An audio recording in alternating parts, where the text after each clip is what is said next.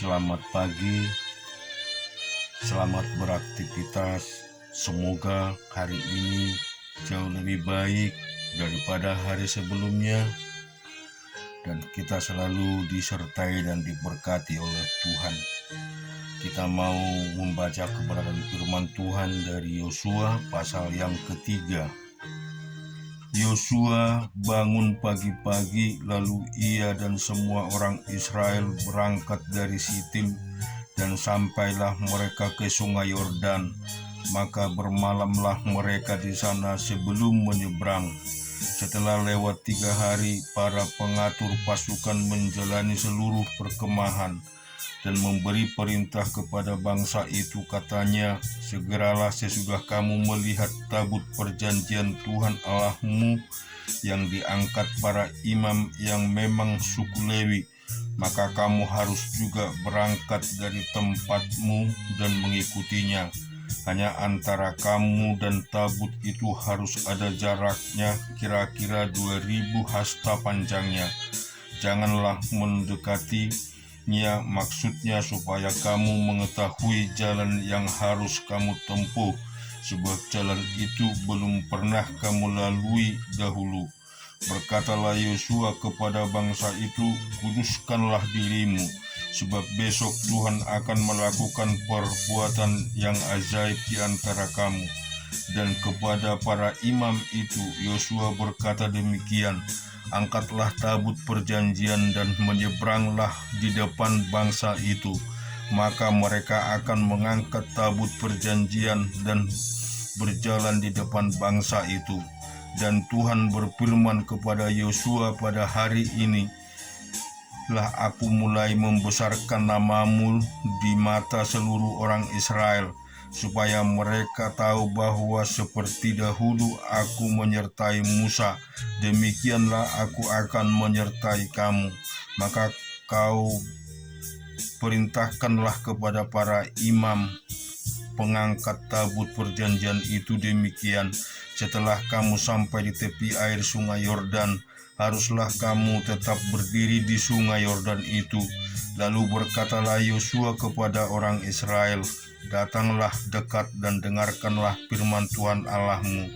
Lagi kata Yosua, dari hal inilah akan kamu ketahui bahwa Allah yang hidup ada di tengah-tengah kamu, dan bahwa sungguh-sungguh akan dihalaunya orang Kanaan, orang Het, orang Lewi, orang Peris, orang Girgasi, orang Amori, dan orang Yebus itu dari depan kamu. Sesungguhnya tabut perjanjian Tuhan semesta bumi berjalan menyeberang di depan kamu, masuk ke sungai Yordan. Maka sekarang pilihlah 12 orang dari suku-suku Israel, seorang dari setiap suku. Segera sesudah kaki para imam mengangkat tabut Tuhan semesta bumi berhenti di dalam air sungai Yordan, maka air sungai Yordan itu akan terputus. Air yang turun dari hulu akan berhenti mengalir menjadi bendungan. Ketika bangsa itu berangkat dari tempat perkemahan mereka untuk menyeberangi sungai Yordan, para imam pengangkat tabut perjanjian itu berjalan di depan bangsa itu. Segera sesudah para pengangkat tabut itu sampai ke sungai Yordan, dan para imam mengangkat tabut itu mencelupkan kakinya ke dalam air di tepi sungai itu, sungai Yordan itu, sebab sampai meluap sepanjang tepinya selama musim menuai. Maka berhentilah air itu mengalir. Air yang turun dari hulu melonjak menjadi bendungan jauh sekali di dekat Adam, kota yang terletak di sebelah Sartan. Sedang air yang turun ke laut Araba itu, yakni laut asin, terputus sama sekali. Lalu menyeberanglah bangsa itu di tangannya Yeriko. Tetapi para imam mengangkat tabut perjanjian Tuhan itu tetap berdiri di tanah yang kering di tengah-tengah sungai Yordan, sedang seluruh bangsa Israel menyeberang di tanah yang kering sampai seluruh bangsa itu selesai menyeberangi sungai Yordan.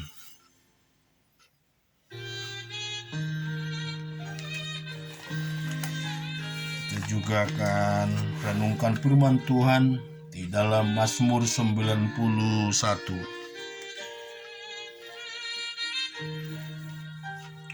Orang yang duduk dalam lindungan yang maha tinggi dan bermalam dalam naungan yang maha kuasa akan berkata kepada Tuhan tempat perlindunganku dan kubu pertahananku, Allahku yang kupercayai. Sungguh Dialah yang akan melepaskan engkau dari jerat penangkap burung, dari penyakit sampar yang busuk. Dengan kepaknya ia akan menduduki engkau di bawah sayapnya, engkau akan berlindung. Kesetiaannya ialah perisai dan pagar tembok. Engkau tak usah takut terhadap kedahsyatan malam, terhadap panah yang terbang di waktu siang, terhadap penyakit sampar yang berjalan di dalam gelap, terhadap penyakit menular yang mengamuk di waktu petang.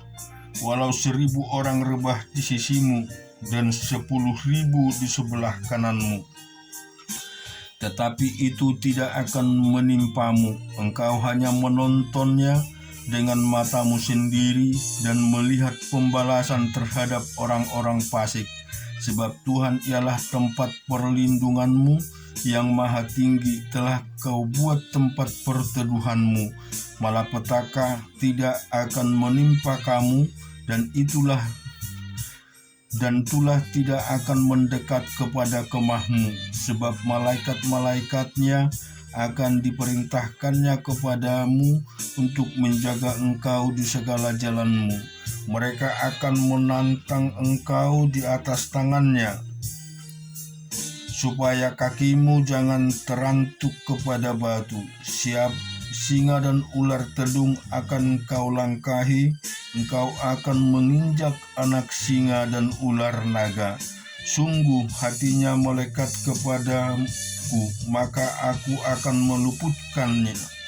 Aku akan membentenginya, sebab itu mengenal namaku. Bila ia berseru kepadaku, aku akan menjawab. Aku akan menyertai dia dalam kesesakan, aku akan meluputkan dan memuliakannya. Dengan panjang umur akan kukenyangkan dia, dan akan kuperlihatkan kepadanya keselamatan daripadaku. Kemudian di Amsal 23 dari ayat yang pertama.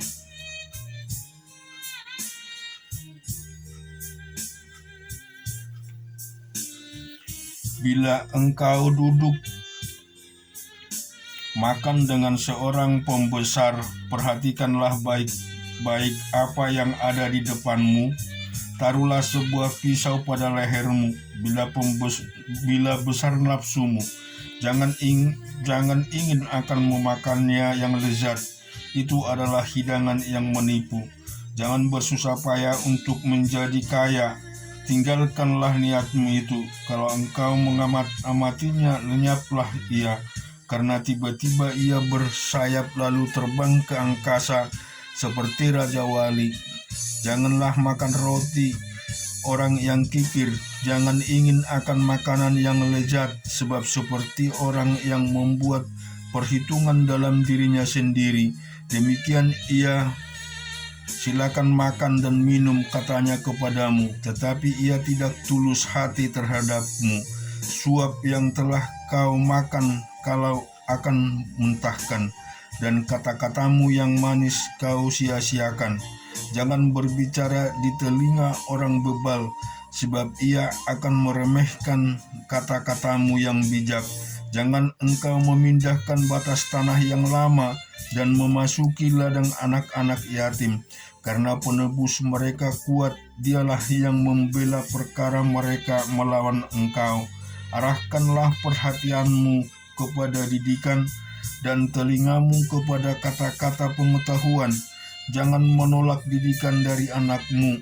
Ia tidak akan mati kalau engkau memukulnya dengan rotan. Engkau memukulnya dengan rotan, tetapi engkau menyelamatkan nyawanya dari dunia orang mati. Hai anakku, jika hatimu bijak, hatimu juga bersukacita, jiwamu bersukaria kalau bibirmu mengatakan yang jujur.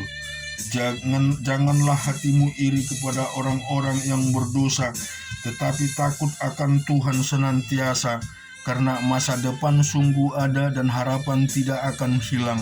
Hai anakku, dengarkanlah dan jadikanlah bijak, tunjukkanlah hatimu ke jalan yang benar. Jangan engkau ada di antara peminum anggur dan pelahap daging, karena si peminum dan si pelahap menjadi miskin dan kantuk, membuat orang berpakaian compang-camping. Dengarkanlah ayahmu yang menyerahkan engkau, dan jangan menghina ibumu. Kalau ia sudah tua, belilah kebenaran dan jangan menjualnya. Demikian juga dengan hikmat, didikan, dan pengertian. Ayah seorang yang benar akan bersorak-sorak, yang memperanakkan orang-orang yang bijak akan bersukacita karena dia. Biarlah ayahmu dan ibumu bersukacita, biarlah beria-ria dia yang melahirkan engkau. Hai anakku, berikanlah hatimu kepadaku, biarlah matamu senang dengan jalan-jalanku, karena perempuan jalang akan lubang yang dalam, dan perempuan asing adalah sumur yang sempit. Bahkan seperti penyamun ia menghadang dan memperbanyak pengkhianat di antara manusia. Siapa yang mengadu? Siapa yang mengeluh? Siapa yang bertengkar? Siapa yang mengeluh sesah? Siapa mendapat cedera tanpa sebab? Siapa merah matanya? Yakni mereka yang duduk dengan anggur sampai jauh malam, mereka yang datang mengecap anggur campuran.